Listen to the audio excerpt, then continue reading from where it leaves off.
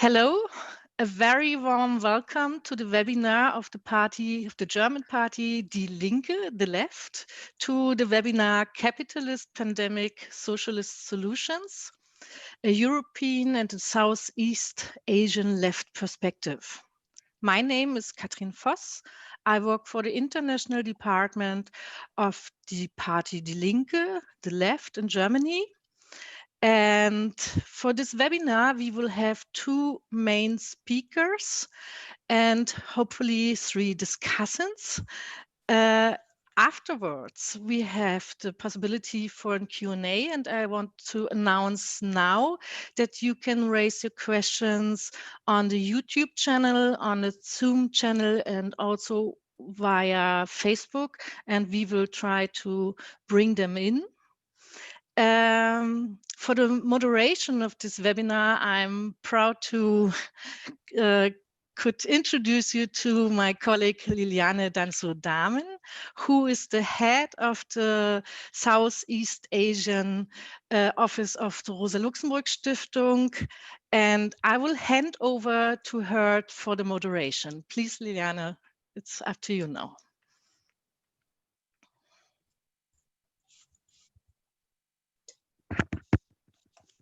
Hello, everybody. Hi. Good to see you. Thanks for inviting me to support the facilitation of this very interesting workshop. Please let me introduce Mr. Heinz Bierbaum. Heinz is the president of the Party of the European Left. Heinz is also a member of the executive board of the party Die Linke and the head of the International Commission. He's also a sociologist and an economist, and he focuses on industrial and social policy. Thank you for coming, Heinz. Then please let me also introduce our comrade Rayana Muhyiddin. She is a National Council member of the Party of the Laboring Masses, PLM, Philippines, and the head of PLM International. She has been a long-term socialist and feminist activist. And she's also a senior research fellow in the field of renewable energy at the University of Melbourne, Australia. Rihanna just recently published a book titled Women and Energy Revolution in Asia. So both speakers will have about 10 minutes. I will kindly also remind them on the time. And they will speak about the consequences of the COVID-19 pandemic and about left responses to the current crisis from European and Southeast Asian perspective.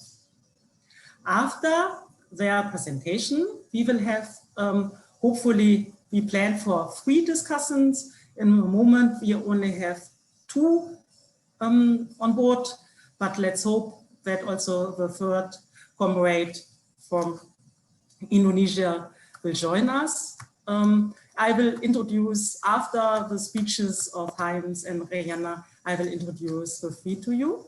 Please be reminded that you are also, then later, also kindly put your questions into the Q&A box and also at Facebook and the YouTube channel. And Katrin will follow it up and then raise your questions to the discussants and to the speakers. So please, I kindly would ask Rayana from the Philippines to start with her presentation. Or is it, oh, sorry, I think I mixed it up. Sorry about this, Rayana. I think it should be Heinz. Okay, so let's start with Heinz. Oh, thank you very much. Hello to everybody. The corona crisis is a very deep and global crisis, and therefore it should be addressed globally. And therefore, I'm happy to join this webinar, this global seminar, because I think it's very important to have an exchange between the European experiences and the experience in Southeast Asia. And of course, for all of us, the outbreak of the corona crisis, for the COVID-19 pandemic, was a shock for all of us. And But in Europe, at the beginning, the countries were affected very differently. The strongest was affected was Italy at the beginning, and in the consequence, we had a lockdown for 2 and 3 months. And after that, the situation got better, and the lockdown was suspended. But there are still some security measures, of course, like social distancing, wearing masks, tests, and so on.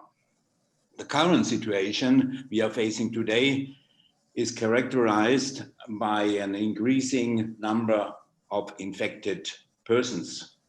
Some regions, like Spain or parts of France, in particular Paris, are declared as zones of risk, and travelers in these regions are obliged to be tested or to be placed under quarantine. Now we have currently we have a very contradictory situation. Also in Germany, many people are increasingly dissatisfied of the situation. There is a debate how dangerous is the virus, and there are demonstrations also against the security measures like wearing masks and so on, also today in Berlin. It's a big debate, and the problem is that this situation, this really very complicated situation, is also used by the far right to influence these movements, these demonstrations, and therefore we are still facing a very complicated and complex situation. And there is no doubt concerning the consequences of the crisis that the consequences are really dramatic, socially, economically.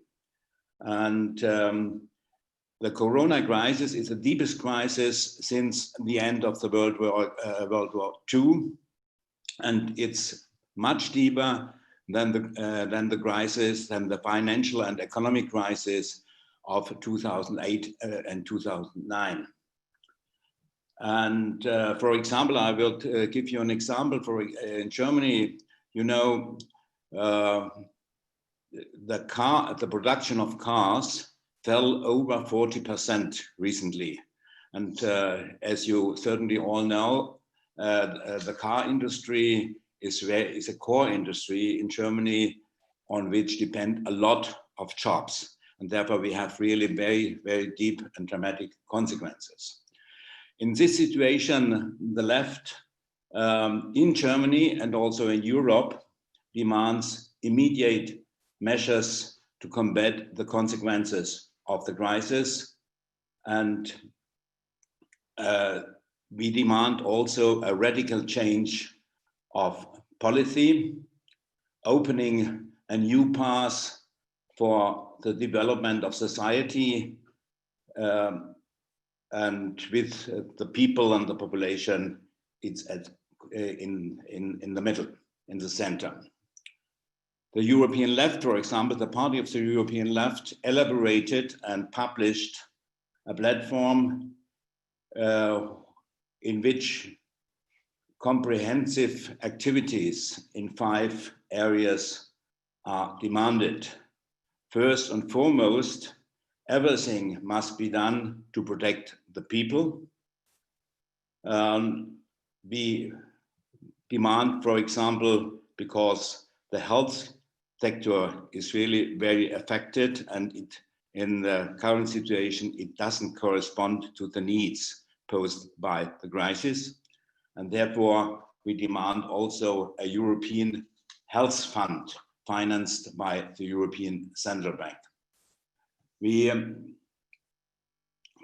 need, of course, that's the second point, the second axe, we need, of course, another and very active and offensive economic policy with investments in sectors which are really very important for the future of the society. We need a recovery fund And in this context, I would like to refer to that what is happening on the European level concerning the European Commissions and concerning the governments in Europe. Recently, at the end of July, after very long and controversial discussions and negotiations, the European governments reached at the end to decide a recovery fund of 750 billion of euros, 390 billion grants and 360 billion loans. And that's really a new situation because it's a remarkable change in European policy to give also grants to the most hit countries in Europe. And in our opinion, it's not enough, but it's a first step in the right direction. And therefore we have to work in this direction.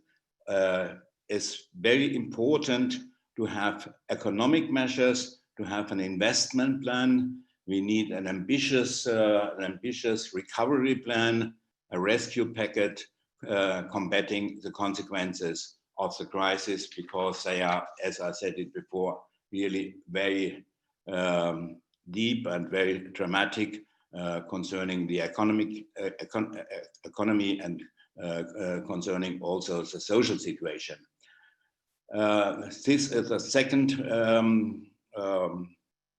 area, the second pole of our platform concerning the corona crisis and the consequences for European politics. And the third one is democracy, because democracy is threatened by the measures, the emergency measures to combat the corona crisis. It's sometimes used to reduce democratic rights, and we are against the reduction of democratic rights. The fourth pole of this platform concerns disarmament and peace, and I think it's really very, very important, this issue, disarmament and peace, and we think that the corona crisis should be taken as an opportunity to put disarmament and peace in the center of policy making.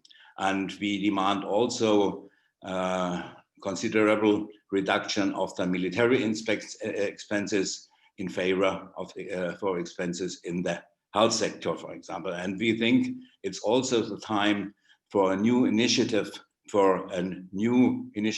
for disarmament and peace, and for a new policy of détente.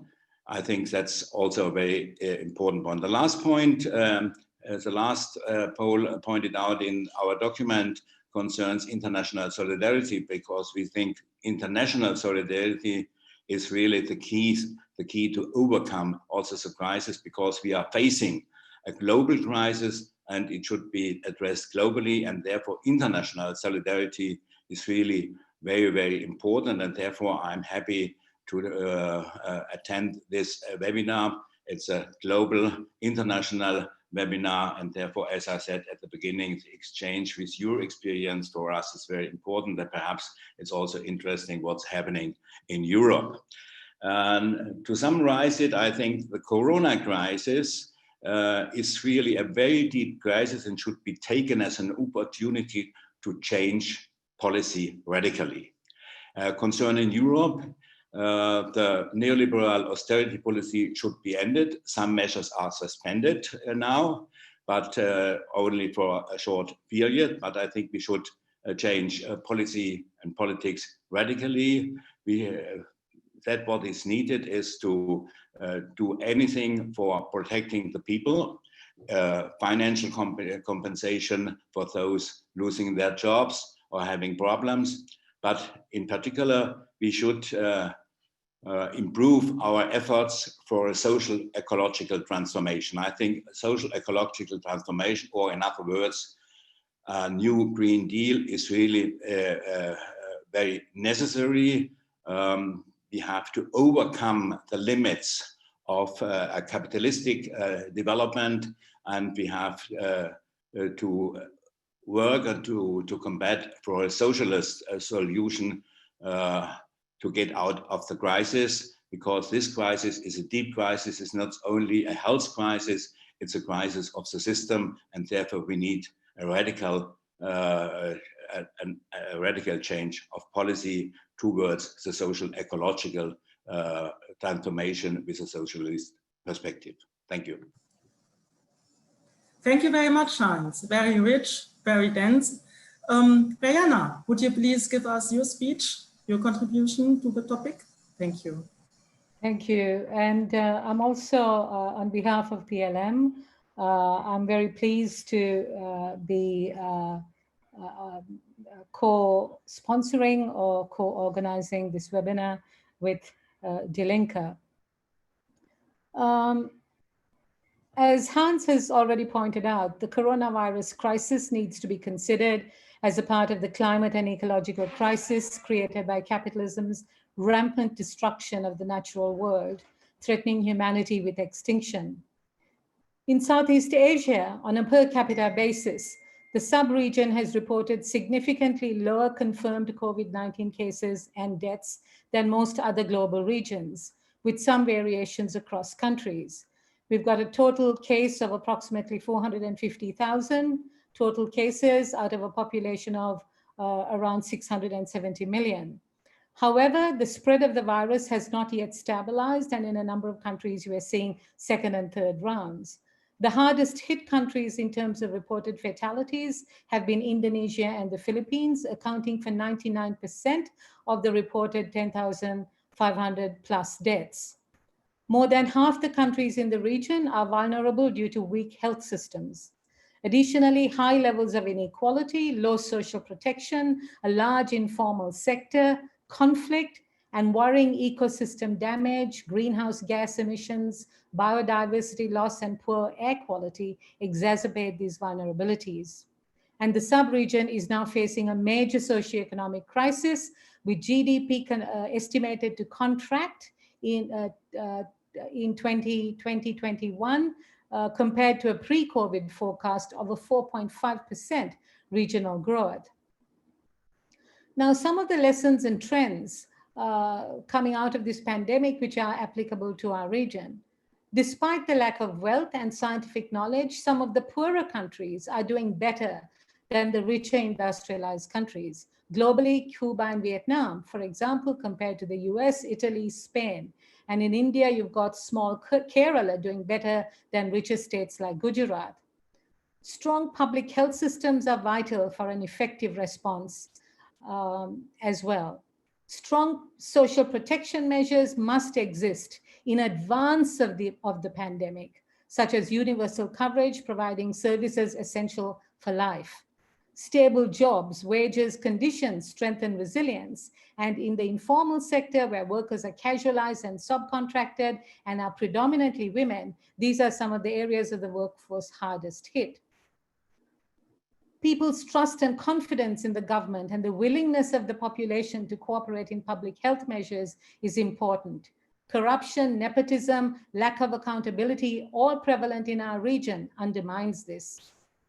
Governments with a people-first focus have done much better. An example is Vietnam, which started with a distinct disadvantage as a poorer country in the region with an extensive border with China. And until July 31, it had suffered no deaths. The country's socialist orientation meant that it had a good public health system relative to its wealth. The prioritization of people's needs during the lockdown, such as cooked meals, medicines, healthcare, and so on, provided free of charge, another example. Social cohesion in Vietnam is also high, partly because of the historical experience of People's War defeating US aggression. A people-first response must entail protecting the most vulnerable communities, such as segregated migrant communities. The inhuman treatment of migrant workers is a huge issue in the region today. Singapore is a case in point. Out of some 55,000 plus cases, more than 52,000 were in the migrant workers' dorms. It's a humanitarian crisis that has shone a harsh light on the inequalities and injustices in this glitzy city-state. Countries with far-right authoritarian regimes have the least effective response and are faring the worst, such as Trump in the US, Bolsonaro in Brazil, Modi in India, and Duterte in the Philippines. They reject the science in the United States and Brazil, use authoritarian measures to prop up their regimes, and support capital over people in all these cases. The Philippines is an example of a bad case study. As of August 25th, the Department of Health reported 197,000 plus cases and over 3,000 deaths. And the Philippines has one of the highest mortality rates in Southeast Asia as a result of the pandemic. The hospitals are at critical capacity and at danger zone levels.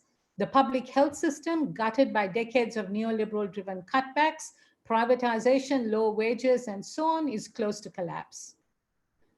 Duterte, the president, has imposed the longest lockdown in the world in Metro Manila and other provinces, and it's now in its 6th month.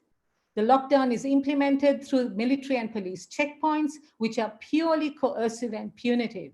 In fact, the order by Duterte in April to the Philippine National Police and military was shoot to kill at these checkpoints. This is a contrast to countries such as South Korea in the region, where the military and police at the checkpoints carried out temperature checks, testing, cleanup, and disinfecting. Between March and July, the Philippine police made 76,000 arrests. Violence against women is a major issue, with numerous reports of women being sexually harassed and even raped at the checkpoints. Many poor families still have not received the support they were entitled to under the government social amelioration program, and this is 3 months since it went into effect.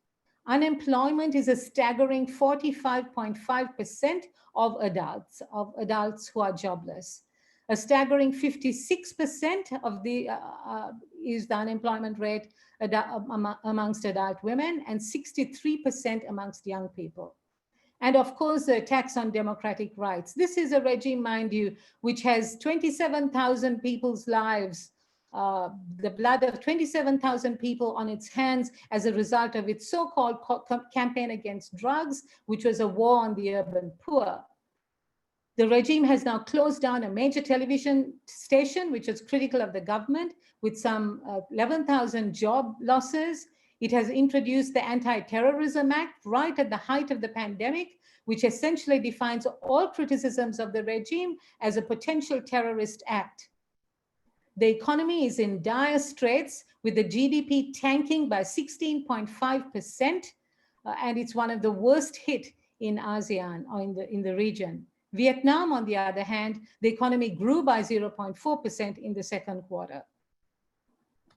Millions face hunger and destitution. Duterte says his administration is running out of money for social support, when in fact the budget allocated is only half of that of our neighbors in Thailand, Malaysia, and Indonesia. His message during the State of the Nation address to a country that is desperate for leadership and support is, "You're on your own, people. We have neither guidelines nor money to offer."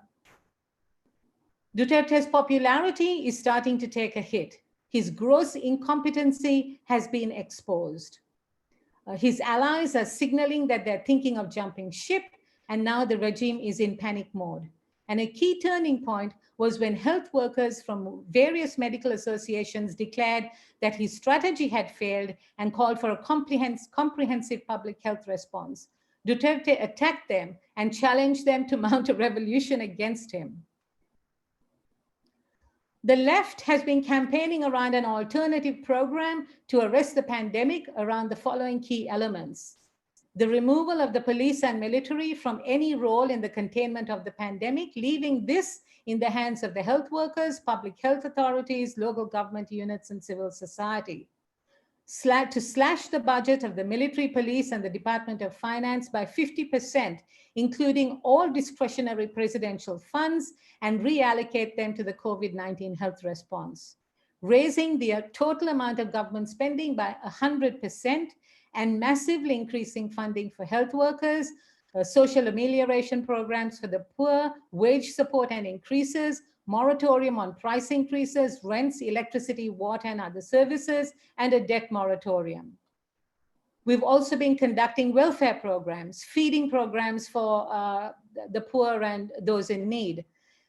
We've set up helplines and information services. We're running community level information campaigns. Our organizing focus is at the grassroots level. We are also involved in coalitions, organizing, trying to unite the left and progressive movements, both politically against the Duterte regime, as well as especially in the trade unions and in the workers' movement. Rihanna, Today, my dear, yes, Rihanna, yes. my dear, can you please wrap up? So Yes. for the final minute, thank you. Today, our main demand today of the left and progressive movement is resign or oust. A call for Duterte to resign or oust. This is the main demand that we're putting forward. And I want to finish up by coming back to the point that I raised. That is, we are facing an existential crisis today with the very survival of the planet at stake. I agree with Greta Thunberg when she says that for all practical purposes, the capitalist class has given up on the possibility of handing over a decent future to coming generations. Rosa Luxemburg posed the need for a socialist alternative starkly more than 100 years ago, either transition to socialism or regression into barbarism, she proclaimed. Today's socialism, we think, is the only practical solution. And therefore, we put forward a transitional program towards socialism with a socialist character. Thank you. Thank you very much, Rihanna, for your very strong words.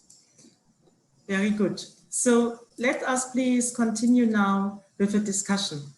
And I also invite the audience to raise your questions in the Q&A box and also at the Facebook and YouTube pages. So I think one of our discussants is still unfortunately missing. It is a representative from Indonesia. But last but not least, we still have two representatives from the socialist movement from Thailand as well as from Malaysia. Please let me introduce Comrade Pachani Kumnak. She has been a member of the Socialist Workers Thailand for over than 10 years. She's also a labor rights campaigner and a freelance journalist. She's a contributor of many articles, news reports, and video clips about Thailand's labor rights and political situation, published on different internet media. Then we hear also today, we have Comrade Kohila. She's a leading member of the Socialist Party of Malaysia, PSM. And the comrades of the PSM are campaigning against free trade agreements, as well as working among different layers of workers and youth. They are active among the marginalized people, the plantation workers, the trade unions, and so on. So welcome. Thank you very much for joining us and contributing here to our seminar. I ask kindly Pachani to start to give a short discussion point. It should be around 5 minutes for each of the discussants, please. Yeah, thank you. You hear me? Yes. Yeah, thank you so much. Nice to meet you, comrades from Southeast Asia and Europe. This is the first time that I met comrades in the Europe. Last time I met someone from Dealing when I was student. Yeah, but so about Thailand, yeah, yesterday, you know that I have just presented about democratizing Thailand and the youth movement. So I would like you to get to know about the Thailand situation, political situation, and also economy. You can see on the media coverage that we have a lot of student protests nationwide, not only in Bangkok, but in the Northeast, in the North. Thailand is quite a big country. We have about 67 million population and about 38 million of workforce. So we are now in a rotten environment. It's like it's explode inside in the social class, because in Thailand, Thai society is a class society. We are under the military rules for over 6 years, because we had a military coup d'etat in 2014 and also in 2006. So for myself, I experienced 2 coups in 2006 and 2014. And the youth movement now in Thailand, they experience the coup in 2014. So now in the movement, now we have a lot of mainly youth, young people, and the middle-aged people, or and elder people as well, who are experienced under the military rules. So now the movement in Thailand is growing. It's growing because 6 years already that we cannot stand. We cannot endure. We will not endure anymore. So student protests, they feel that they are hopeless. They are hopeless under the Junta administration, and the new party, the new political party named Future Forward Party, is just established last year, and it seems like it has a progressive political ideology, political agenda that a lot of people who pro democracy support this party, but it was dissolved by the Constitutional Court. So now under the military rules, we can see that independent bodies in Thailand, they take side with the militaries. You know that, and also monarchy, and also even the National Commission of Human Rights and the courts. So we are under the failed system already, especially political system already. So after that, during COVID-19, even now we can contain the outbreak already. No more infected patients inside Thailand, except the foreigners who came into Thailand. So a lot of people, they came out to demonstrate and expel the government. The government is from elected, but they are from the constitution of the military of 2014. So the constitution is a problem. It's a problem because it supports the bad political structure now, and the General Prayut Chan-o-cha, the PM, he's the leader of the military coup. He can't come back to be the PM because of the constitution. The constitution now is not democratic. Okay, and so a lot of people, they perceive in the same direction that Thai politics is very rotten and it must be changed. And so now we have very progressive demands from the movement, from the young people movement, and also the activists. I can show you. I can tell you the. Pachani, can you also Can you also please prepare to wrap up as a discussion? Yeah, sure. Yeah, thank you. So I think that and not only the political structures in Thailand fails, but also economic regression as well, because we are trying to handle with the consequence of the COVID-19 outbreak, because it makes us jobless. Million people are jobless already, and so the young people would like to change the economy as well, because it's so wide and gap between the rich and the poor. And so one thing that we agree that we have to reform the monarchy as well and the military, because they seize the power. So we need the power to return to the people, and then we can widen the space of democracy, and we can like follow the progressive ideas in Thailand. Thank you so much, Fachane. Also very rich response also, and accomplishing also our other two speakers.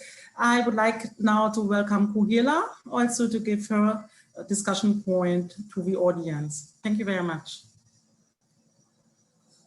Yeah, very good evening to everyone, all comrades, and greetings from Socialist Party of Malaysia. Thanks for the opportunity to share our views on this crisis and, of course, the socialist solution. Okay, in Malaysia, as the world was actually trying to face, the COVID-19 crisis, at that point of time, we actually had a coup in the country, where the government, which was elected by the people in 2018, was actually brought down by another coalition. So due to that, it was a very inexperienced government, a new government at that time. So for that purpose, actually, I think they actually followed the steps from the World Health Organization. So in that point, I think the control of the pandemic was a bit more, more in line with WHO's suggestions, and also the principles, and also the Ministry of Health. So basically the officers, the experts were running on the response for the COVID-19, and not exactly the politicians. Because when it comes to the politicians, they want to protect the capitalists. Whereas when you talk to people who are in the health sector, they want to actually handle the pandemic.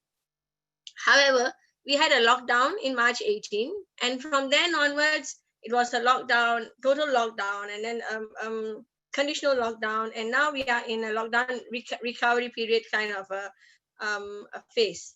Okay, so in that point of time, the economy has really done badly, and many people have actually lost their jobs. So that is a major problem here, where the unemployment rate has actually increased to 5.3%. Nearly about 300,000 over people actually lost their jobs due to the COVID. Okay, so what has the government been doing? Of course, the government has been giving like here and there handouts, food baskets, and all that. It did help for a certain point of time. However, with businesses closing down, and so many other things happening, with the world economy is so stagnant. So of course, people are losing their jobs. Okay, and the main other thing that has happened in Malaysia is migrant workers and refugees have been scapegoated as the people who are actually carrying around the virus. So due to that, racism against migrant workers have increased. People and it's getting easier for the government to bully the migrant workers. Okay, and they are really very vulnerable at this point of time. They're very vulnerable, and many hundreds and hundreds have been arrested and put into the jail here. And we believe that the numbers that's coming out of infection in where they are holding the foreigners and the refugees, the migrant workers, is actually very downplayed in Malaysia. So that point, because today, as you can see, we have only 9,317 infection, 125 deaths. So, but we wonder what's happening in the immigration detention centers, which we feel that those numbers are not coming out. There's no truthfulness in that. So yeah, so in that point, what have we in PSM have been actually promoting and looking into and campaigning against is actually, we in PSM have been telling the government sending memorandums and all that, talking to the government on this unemployment, the bullying of workers, salary reduction. Workers are going to even 50%, not only normal blue collared workers, even the white collar workers are also going to 50% of salary reductions. Lawyers, doctors, name it, everybody is going to salary reduction. So the cost, people don't have enough to actually live in this country now, because of the expenses are increasing, because businesses which were closed for so long, when they open now, they're actually increasing their prices because they have made losses, whereas people don't have money to survive. And the worst part is rental, people who are living in rental houses cannot afford to pay rents, so they are being evicted. So people are being made homeless also. So what we have suggested, actually we have about 8 points which we have come. I'll just share a few points. One is we have proposed to the government to increase food security. Okay, that means more funds should be generated into agriculture. We should actually increase our rice production and also vegetables and all that. We shouldn't be dependent on foreign countries, because what if the COVID goes into total lockdown? The other thing is we are recommending to the government to come up with a universal basic income, so that everybody who's in a workable, who wants to work and doesn't have a job, will get a minimum income for them to survive, something like social security also. And then subsidizing house rental, and also to have a control on house rentals, because in some area, especially in cities, rental is too high. People really cannot afford. So those kind of things we are suggesting, and also to increase the capacity of health and welfare services in the country. And of course, the other point is actually factories that are being closed down.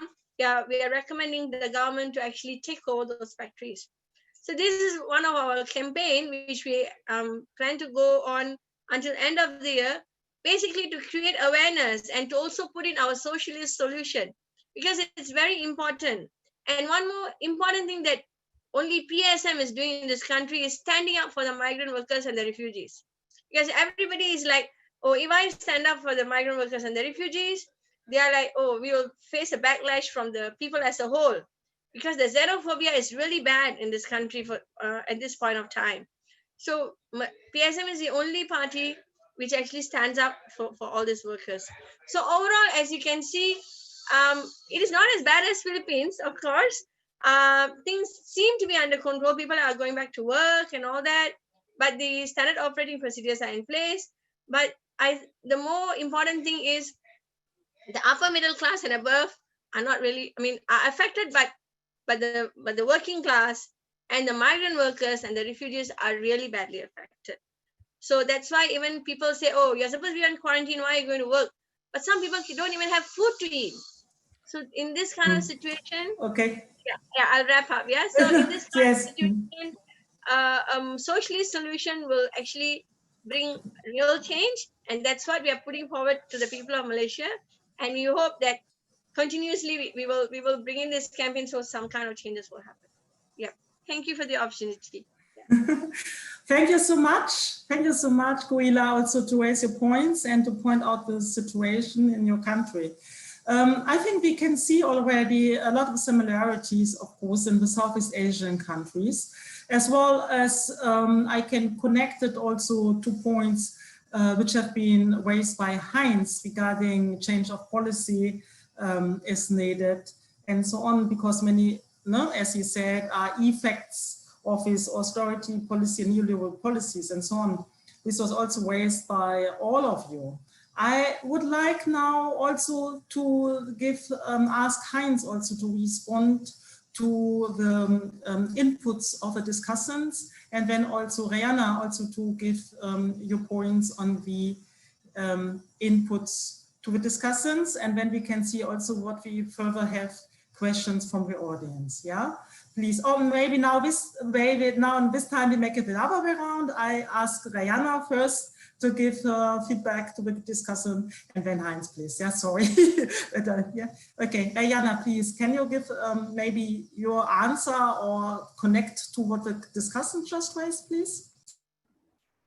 Right. Sorry, I was just trying to get the Indonesian comrade in. Apparently, he's trying to get in. But Yes, I mean, I think, you know, these were all snapshots, so we couldn't elaborate, or there are some points that we couldn't cover. But as you can see, in terms of the pandemic, you can see clear variations, but some of the fundamental underlying problems are very, very similar in terms of some of the systemic problems in Thailand, Malaysia, Indonesia, and so on. And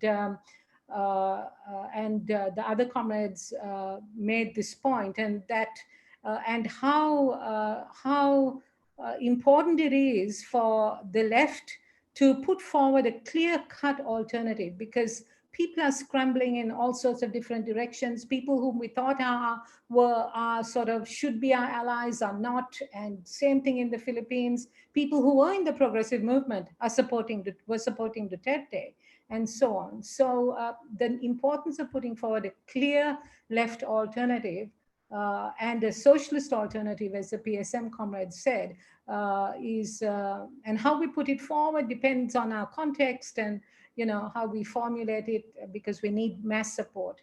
But I think the fundamental problems are still the same, and I think that came through. Heinz, can you please also add your points? Yes, thank you very much. I think there are a lot of similarities, and it's very interesting to get a picture from the other countries, but we have nearly the same problems, different situations, different conditions, of course.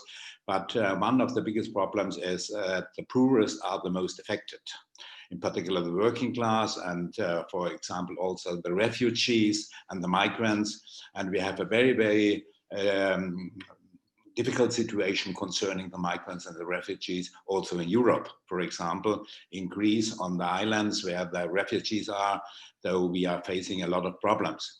And therefore, for a left alternative, I think first and foremost, it's necessary to have immediate measures to combat the consequences of the crisis for the poorest.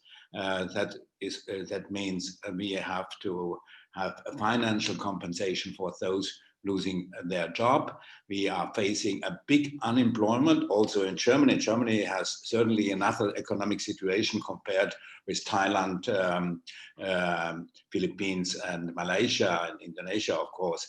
But nevertheless, also in Germany, with normally a country with a strong economy, we are facing a rise of an increasing employment.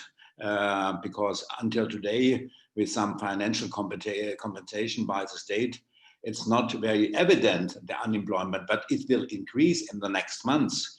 And therefore we have as left to do something against this unemployment. And therefore I think one of the biggest questions is, who will pay for the crisis? Is this the poor, the working class, the nurses now, and so on? Or should it be the rich? And therefore we need also measures that the rich should pay for the crisis. I think that's very important, not only for Europe. I think that's the case also in the other countries, also in Southeast Asia. And therefore I think we have, concerning our policy, our alternative, it's very similar, because we have to do something against unemployment. We have to protect the people affected by the crisis, and therefore we need another policy. It's not possible within the framework of a neoliberal policy, and therefore we should change this policy. We should end the neoliberal policy, and we should have an active economic and social policy concerning the problems we are facing, and therefore we need also public investments, and we need, of course, direct help for the most affected people. Thank you very much, Heinz. I have here a question directed to Kuila. It is from Cem, also a left party member. The question is that he is asking that many Malaysians are working in Singapore, but the border was closed for months now. What was the effects of this? And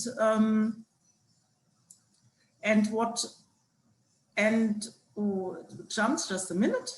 And what are the effects for the far right? The racist and Islamist party PAS is supporting the new government, and do they abuse the pandemic for their propaganda, as the European far right is doing? I also would like to give this point to, or maybe to the discussion group, discussants, the far right that we pointed out, and what can be, what is very important maybe for the left to work against this tendency that the racist and yeah, far right is also gaining strength maybe in this pandemic.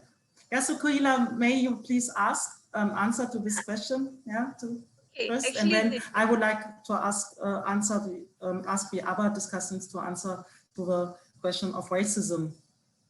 Okay. Actually, for the part of Malaysians working in Singapore, they are really very badly affected in this situation, because what happened was before there are two types of people. One is when they knew the borders were going to be closed, half of them just went to Singapore and stayed there. So that half, they still have a job, but they're exposed to the pandemic there. But yeah, and they are living in the dorms. So there have also been people who are infected because as migrant workers. But the people who decided to stay didn't go. These are the people who are really facing problems today. They don't have a job yet. And Malaysia and Singapore are still in discussions how to open the border and when and what are the procedures and whatever not. So, but now currently they are opening borders to people who want to just go and stay there. So that means people have been months away from families. So yeah, so that is the effect. On the part of PAS, the racist party supporting the new government, okay, because as I told you, this new government is by a coup. So in that sense, right, this new government wants to get the acceptance of all Malaysians. So they have actually restricted who speaks to the people. So it's only the Prime Minister and the Senior Defense Minister and the Health Deputy Director General. Only these three people talk about the pandemic and give press conference about pandemic. So in that sense, they have actually limited on what people actually can say. So the abuse is minimum, I would say. So, and as they are going to, and Malaysia is actually gearing up, there's rumors on elections coming soon. So this racist Islamic parties has actually toned down a bit because they want the people to accept them. So, but then overall, what these people are actually doing is the xenophobia against the migrant workers. Like that racism is increasing. Yep. That's thank you so much. Yes, thank you so much. Regarding my call also to the other discussants also to respond to that, also to the question of racism, xenophobia. I would like also to add the other question here from our comrade from the Philippines, from San Lakas. And the question here is, in which ways can really the left also add the points and policies and to support a global change? And also the question, what is really needed that we better step into global international solidarity amongst the left to come towards this change. And then later there's also another question then for Pachani, especially. This is saying that what triggered the youth movement in the face of the military rule in Thailand, and how is it being sustained? So there's a more question that please contribute a little bit to the situation of the youth movement in Thailand regarding the military rule.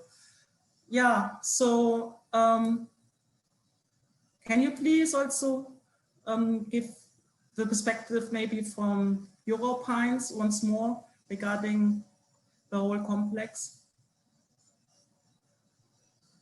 As I said before, concerning Europe, we have certainly a different situation, but the problems we are facing are very similar. And therefore, I think from a left-wing perspective, first of all, we have to do all to protect the people, an offensive and active social policy addressing all the social problems. And therefore we need public investments, in particular in public services. And I think that's also the best way against racism, because there are a lot of false news, fake news concerning the corona crisis. As I said it before, we have a discussion. How dangerous is the virus? And the far right is saying that's not dangerous, it's like another disease, it's not so important, but this is wrong. I think it shouldn't be overestimated, but we have a real, very dangerous situation caused by the COVID-19 virus with a pandemic, and therefore we have to undertake measures against it. And for me, it's quite clear that first of all, we need also public finance to combat this crisis and the consequences concerning the losing of jobs, unemployment, reduction of income, and so on. And therefore, I think that's from a left-wing perspective very important. And that's the best way, as I said, also against racism and xenophobia, because that's really a very big problem. And we should, from European, we should be more express our solidarity, not express, but in practice to have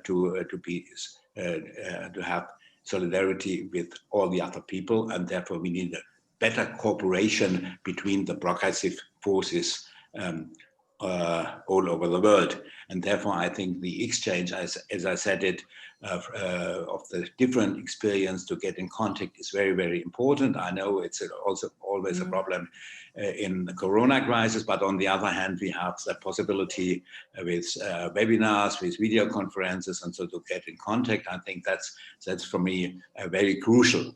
And therefore, I think we should improve the international solidarity. That's really very important. But we should also say that we need a radical change of our political and economic system. We have to overcome neoliberal politics, because we know it's not possible to solve all the problems within the neoliberal policies only, but we need another policy with more public investments, with more public activities to combating all the consequences and to change it into the direction towards a social ecological transformation, addressing the ecological and also the social challenges. I think that's these are priorities for a left policy.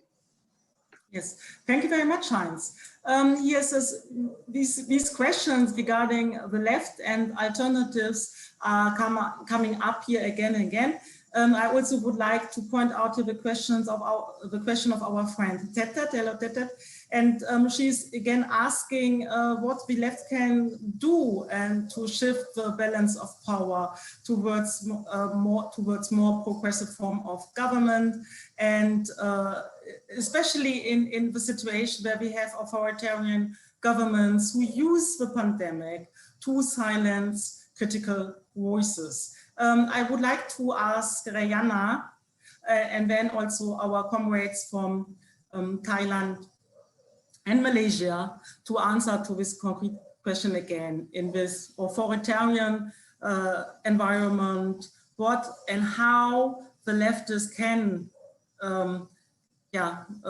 put something against it. Maybe Rayana, can you please start? Thank you, Lilian. I think this really is a critical question, and it's posed in all our struggles.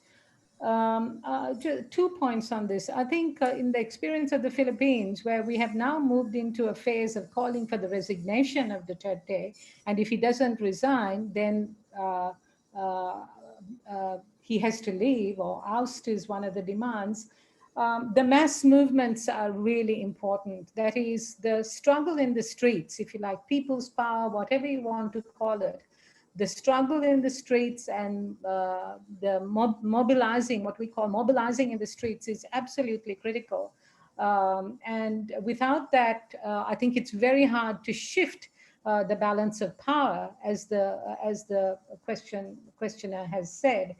And I think there are some examples of this trend starting to shift. In the Philippines, we have some examples of the trend against authoritarianism shifting. In the US, we have it with the Black Lives Matter movement, which is sort of like a generalized national upsurge. In Thailand, we have a clear-cut example of that. But this has to be sustained and organized, and it has to maintain its presence and heighten it. So I think that's critical. The second point is a point that Heinz has made, and that is that we really need to put a program, a clear-cut alternative program that goes beyond the limits of capitalist development. And I really agree with this Green New Deal that overcomes the limits of capitalist development. There is no point in a Green New Deal that is just looking at reforming the existing system. We need, there's so much discussion. Varoufakis has put forward this idea. If it's a Green New Deal, it has to go beyond the limits of the system. And that is also important to mobilize. I was just watching some of the bits from the Republican National Convention and the Democratic National Convention. They've got a big fight on their hands. Trump put forward lies and distortions, but he put forward a clear-cut, far-right ideological platform. The Republicans just said, Biden is a nicer guy. I mean, it's not enough. It just doesn't cut. Okay, thanks very much, Mariana. Pachani, could you also please, maybe you can also combine your answer then with the other question regarding the role of the youth, then also in Thailand towards the military system. So this is still the question, in which ways can the left do something to balance, to put something against the authoritarian system and the far right who are using the pandemic to shut up critical voices? What is your experience, Pachani? You will have to unmute your mic, please.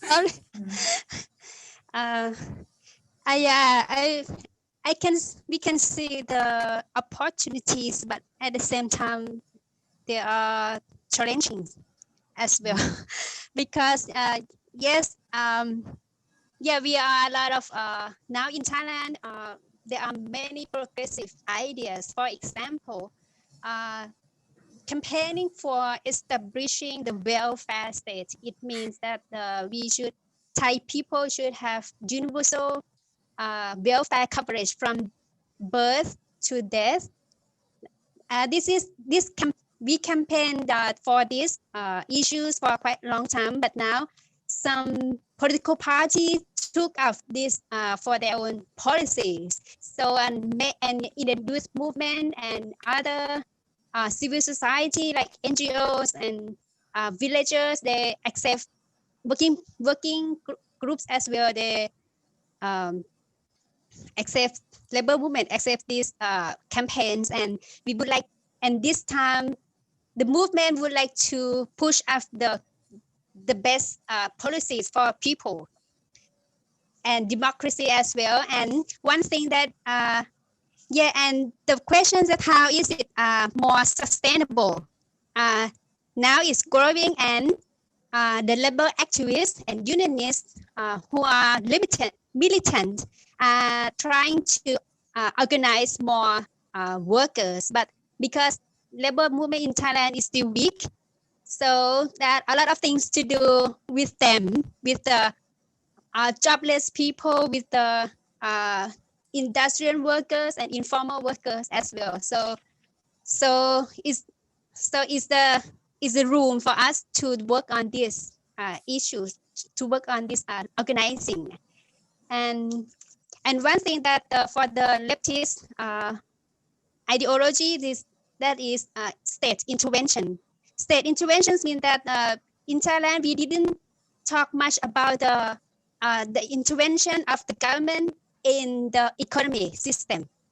For example, during this time, there are some bankrupt businesses and corporates, but and they lay off a lot of workers, and the government did not do anything to prevent the unemployment and the massive layoff. So they don't even think about the occupations or how to solve the problem. So we need to talk about more about the neoliberalism and the market system cannot solve the economy, solve the crisis. So we need more actions from the state intervention. So I would like to raise this issue, because in Thailand now we need secure jobs. We have a lot of precarious employment. Precarious employment in Thailand is, we informal workers, there are many, about 20 million, but industrial workers are about 10 million. So yeah, this is Yes. what we would like to do. Yeah. Thank you very much, Pachane. I would like to point out that following here the chats and also listening to you, it comes up again and again by the participants that the question of what can be the role of the left and how can we create together really a power who can contribute to a systemic change, let's say. Kuila, what would you say for Malaysia? Would this idea of international solidarity and really working together and now to take it now as a time to respond to what's going on in this authoritarian system, to lead to come to a system change? Is this also followed up by left groups, movements in Malaysia, and does it have a chance to be heard? And the concepts of new Green New Deal or social ecological transformation, as Heinz put it, is this also discussed in terms of really a system change in Malaysia? Okay, I think Malaysians as a whole, right, after the 2018 change of government, people want better. People want better. So, of course, in the current situation, every critical voice is being controlled. But however, we have to continue to be creative and put up our issues. And of course, when youths nowadays, it's all about trending and what is international. So when we are part of the international solidarity, and if everybody is talking about it, then it will create a kind of awareness and a kind of wave in the country. So it's how we actually do it. Yeah, that's very important. But at the same time, will it bring a big system change in Malaysia itself? Well, we have a long journey to go, but significant victories can be seen. The socialist idea is being accepted in especially among the young people and the youths, so that they are the future. So my point of view, yes, this pandemic and whatever we are doing internationally as in solidarity will have an impact. And the only problem here is we have to be very creative in our way in approaching and bringing our ideas. So like now the employment is very bad, and Malaysia, the graduate unemployment is really bad. So of course in PSM we promote things like this. We are actually talking about it, and the good part for it is only we are talking about it. So this kind of things will bring towards a change in the mindset, and we believe that soon things like this will be accepted, and it will be a mainstream thing, which will then progress to a system change. Yeah, that's my point of view in this matter. Yes, thank you very much. I would like also to, from my experience as a leftist from Europe, basically Germany, I don't know in Southeast Asia if you would share this observation. But coming from Germany, I would like to point to the fact that we have, of course, a strong leftist movement, but this leftist movement is very diverse, and we have many actors and many different approaches. Now we have this crisis and we have this neoliberal, it is now clear that the neoliberal system really doesn't work, or it does not work well for a lot of people. They have a collapse of the health system and so on in many Southeast Asian countries. People are dying. So do you think that that this crisis can be also a chance for the diverse? First, my first question is, do you also agree that we have also a lot of diverse left actors and movements in Southeast Asia who are not always working together in harmony? And if so, what could be then maybe now the way to put forward solidarity also amongst the diverse leftist forces? So do you have also ideas about this? Maybe Rayana from the Philippines, because I'm also now living in the Philippines. It would be also for me now very interesting to have an answer maybe first from you on this point. Diverse leftist movement and what can...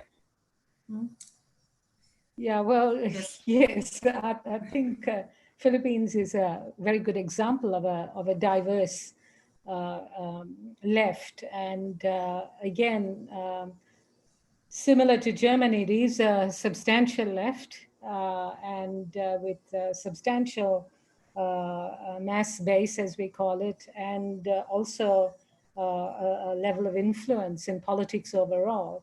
So, and it is very diverse. And one of the key challenges for us at the moment, especially with the opposition to the regime now growing, is how do we bring this diverse left together and unite this diverse left. And I think this has to be one of the main considerations in countries such as ours.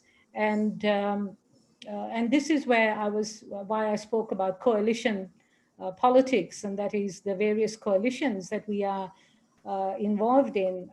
I noticed that Comrade Manjet Lopez was asking a question that you mentioned, Liliana. She's actually the president of one of the main multi-sectoral organizations in the Philippines, San Lakas, which is very involved in this coalition work. And so the formation of coalitions to bring together these diverse forces around a clear, but it has to be around a clear, platform of it can be a simple platform, it doesn't have to be, but it has to be around a clear platform that starts to address the main problems, including the problems of the system. Yes, so I think it's important. Thank you very much. Pachani, could you also please give your view on this and observance regarding diverse left and what is needed for more unity in Southeast Asia? Pachani, can you, or do you don't want to answer this question, or is it fine for you? Sorry. In Thailand, we have small number of leftists. Yeah, but young people, they claim that they are, some of young people, they claim that they are leftists, but we don't work together yet. But we are friends, but we don't put them into the group.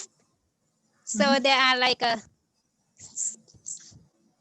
diverse, like a vice president of the leftists, but my group is smaller, gets smaller after this being destroyed by the authorities last time. So yeah, we're trying to ask unionists. Some unionists are leftists, but different from us. for example, the union leftists from the garment worker, because the unions were founded long time ago. So but their style of mobilization is different from my group. But anyway, we are close friends. Okay. And we have the same direction. Same direction. Very good. Yeah.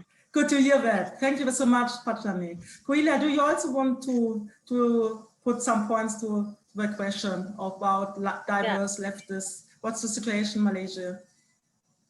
Okay, actually, yeah, we have diverse leftists, yeah, different groups which are progressive groups. Rather than calling them lefts, it's more progressive groups. And PSM actually has always tried to bring people together to work on this. And of course, we are looking at a more, not only like an election coalition, but we are looking into bringing the left, this one. So all our campaigns and all that, we work together. And now with this situation, we are working with even wider range groups, so that the alternative can be clear and be brought by many people. So yeah, this is time for many people to actually look at your many things. Can one or two things can differ, but many things actually we are similar. So yes, so in Malaysia we try to work with as many people as possible, so that we can have the voice of the many can actually bring the socialist agenda outside. Yep. True. Thanks. Thank you very much. Thanks very much, Koila. Heinz, last but not least, what is your, as a president of the party of the European left, and also as a party member of the German left party, what would your response? Do you see there any chance also to unite more the left forces in Germany, in Europe? And if yes, how?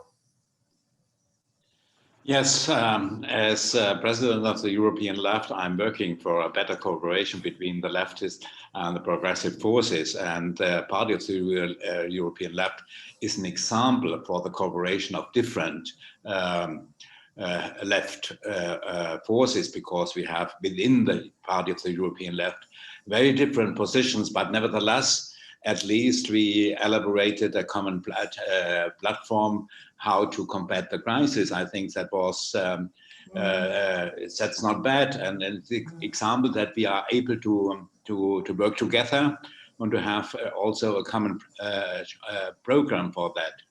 But of course, not all the progressive and leftist forces in Europe are members of the Party of the European left, and therefore we are improving our cooperation with all the other parties, with the diverse left.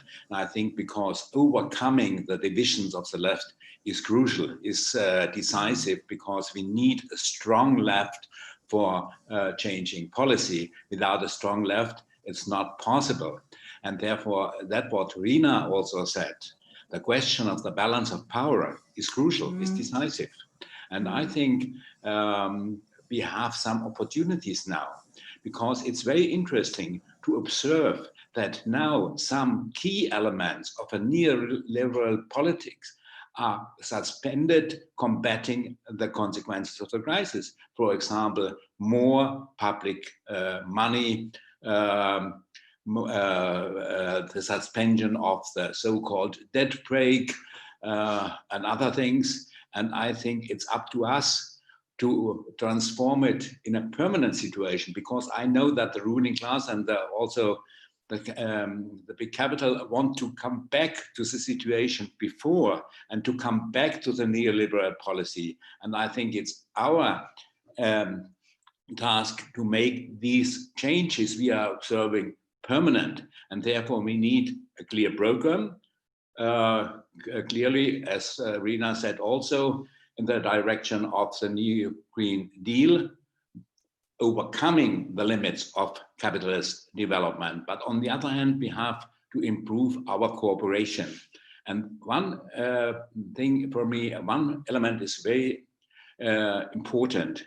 We need also a very strong cooperation with the trade unions, because we have to create a mass movement against the neoliberal policy, and to create a mass movement for changing politics, for changing policy.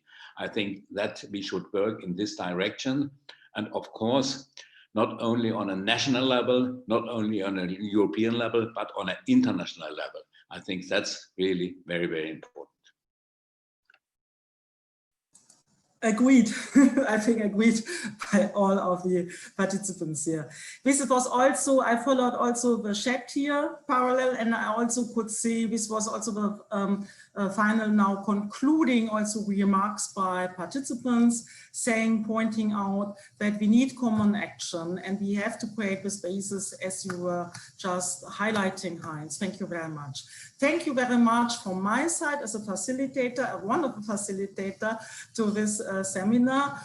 For me, it was very enlightening and very interesting and also encouraging, especially to have here this connection and this international exchange between Europe and European and Southeast Asian representatives. I learned a lot and it's very useful for our future activities. I would like to give over the word, to hand over now the word to the host of the seminar, to one of the hosts of the seminar, to Katrin, to close maybe our discussion. Thank you very much from my side. Yes, still thank you very much for having this nice, fruitful discussion. It was really interesting also for me to follow the different perspectives and also to see the comments between all of us. And because one thing is that we faced, yes, it's a global pandemic and we have to work together on solutions. And I guess it could be only the first step, as Heinz mentioned. So we have to improve our cooperation. It could be maybe a first step, and we should have and follow up very soon, hopefully, and have a closer exchange on this. So in this, I would say thank you for all the participants. Also, thank you for the audience and their questions. I want to close it now, say goodbye, and hope to keep in touch with all of you. Thank you. Bye-bye.